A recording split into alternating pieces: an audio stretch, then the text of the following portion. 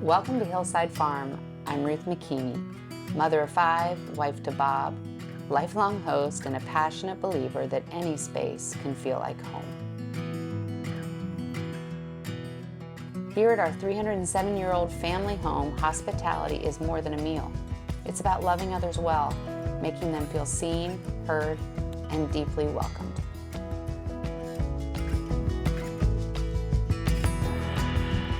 We invite you to subscribe to our channel, Hungry for Home, to discover beloved family recipes, meaningful conversations, gardening tips, decorating, and to always feel at home.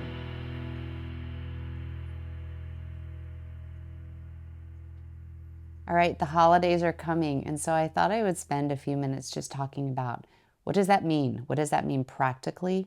How do you prepare practically? How do you prepare internally? How do you prepare as a family? Because there's so many different types of gatherings in this time. So I thought I'd kind of walk you through how to get ready. And I kind of talk about it a bit in my book on Hungry for Home on page 84 and 92, 91 and 92. And I thought I would just read you a couple of little excerpts. All right, true hospitality is a sacred art. It has the power to heal and restore, to comfort and soothe. A sensitive homemaker makes her floor sacred ground because she has taken the time to make sure her family and guests feel understood, welcomed, and wanted when they are standing on it. And then if you go to page 91 and 92, I talk about our heart has always been to have an open home. There have been years when we have had guests every other day, and no matter how big or how small, no matter how little or much you have to share, an open home blesses not only those who you welcome inside, but your family as well. And then finally, conversation, food, generosity, and presence are the soul of the home. Our world is a crazy one. While a meal cannot meet the needs of loneliness, feeling heard, or healing hearts, it can contribute to helping people truly connect. This is the role of a host and a homemaker and why it's so important. So I wanted to talk a bit about that because that's where we are heading. And let me go ahead and tell you, you're going to have days where you think everything's falling apart. 5 minutes before the cameraman arrived to do this little episode, our water heater, I was on a Zoom call, and all of a sudden the computer shuts off. I think we tripped a breaker. I go downstairs to check the breaker, and I can hear water coming in everywhere. And our water heater has water going everywhere. It's right now in our home basement. So you're going to have moments where you think you're going to lose it, and I might just get off this call and I might go cry myself. But the important thing is to keep it in perspective, right? I was at a amazing event last night, which was a celebration of life for somebody. And it just kind of put things in perspective, even my hot water heater that's downstairs going. So we can still talk about guests and what this means. First of all, in this season, you've got holiday parties, you have Friendsgivings, you have Halloween, you've got football, you have your kids' events. I mean, the events could be anything from luncheons to something for either one of any of those things. So sit down, think through what is coming up. Doing it now is really helpful. Probably this weekend, Bob and I will sit down and we will have a conversation where we say, what are all of the things and all of the people coming into our house? What do each one of those things look like? Is it a celebration for an individual, or is it just a celebratory time? So think through all of those things. Okay, secondly, who are the guests going to be? Are they going to be family? That's a whole different dynamic than a group of friends that you're inviting versus a kids' class that you're inviting. So think through who those guests are going to be. Is it just for a meal? Or are you going to be hosting them and they're going to be staying in your house? Because those are two different things to tackle. Take, for instance, okay, if I know I'm going to have guests coming to stay, here's what I do.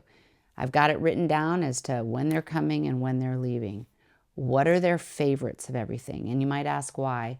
Well, what I like to do is put a tray, and I put a tray on the guest bed wherever they're sleeping. And on that tray, I have all their favorites, whether it's their favorite snacks, cookies, drink. I mean, it can have nuts, their favorite, something that they're reading. Find out something that they love to read. go to a thrift store and get one of those books, or go get a new magazine, a candle, the toiletries they're going to need.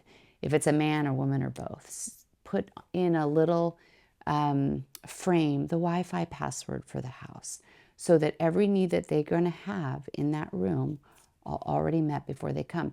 It makes them feel thought of and special. So think about that for the guests that are going to stay. I keep cookie dough balls in my freezer, and I also keep dough balls. When I say dough balls, I mean for pie dough, quiches. Those are frozen, particularly during the upcoming holiday season, because you never know who you're going to have in your house. And there are certain things that are important, I think, particularly when people are coming over, and it's, how does that house make them feel? What are the smells? What are the tastes? What are the feels? What's the sound? So think through, what kind of music do you love to play when people come? What do you want to have simmering on the stove or baking in your oven?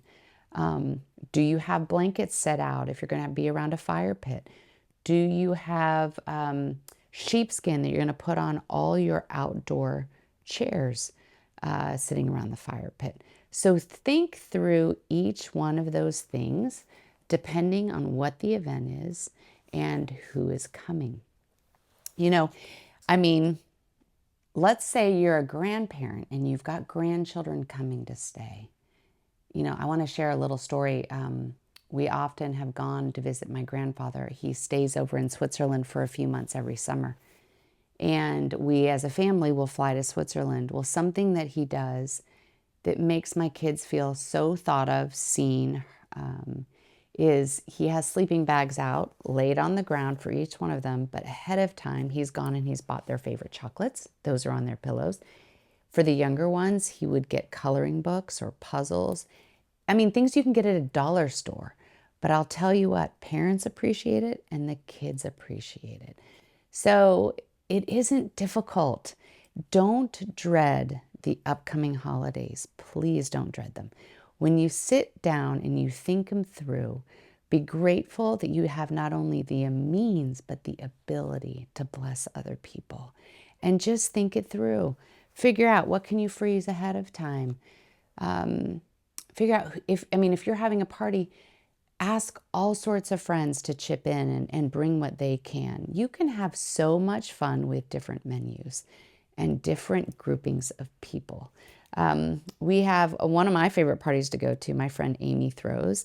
It's a favorite things party. So she contacts a whole bunch of us ahead of time and says, will you bring this, these drinks, this food?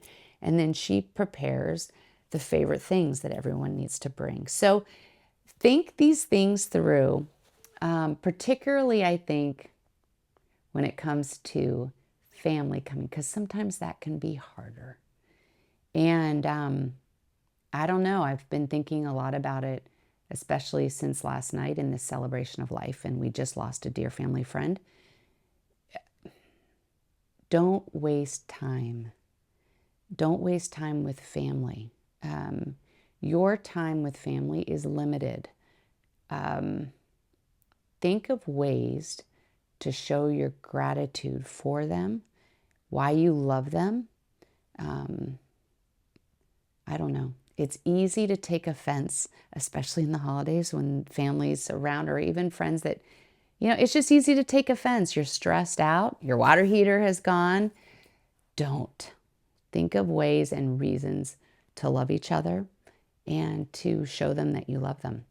I've recently shared, one of my uncles pulled me aside a couple of years ago and sat me down. We were at a wedding, and he said, let me tell you the reasons that I love you. I don't know that I'll see you again. Are you doing that this season? Because at the end of the day, it does not matter if your house looks perfect, if your food is perfect. What matters is how people feel when they come to see you. So think it through. Have a mindset of gratefulness, and really enjoy the holidays. That's what it's about. And I hope this blesses you. Have a great day.